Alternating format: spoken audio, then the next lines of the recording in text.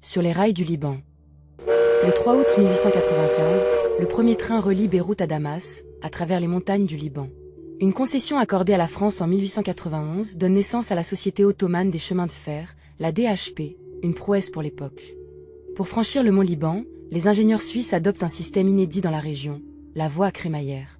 Sur les pentes les plus abruptes, un troisième rail denté permet aux locomotives de grimper là où aucun train ordinaire ne le pourrait.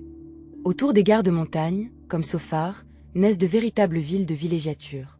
Casinos, grands hôtels et salles de bal y accueillent chaque été une clientèle sélecte venue du Caire, de Jérusalem et d'Europe, fuyant la chaleur de l'été. À Rayak, le plus grand atelier ferroviaire du Proche-Orient répare locomotives et wagons. Pendant la Première Guerre mondiale déjà, puis pendant la Seconde, il emploie jusqu'à 3000 ouvriers, devenant un rouage essentiel du réseau régional.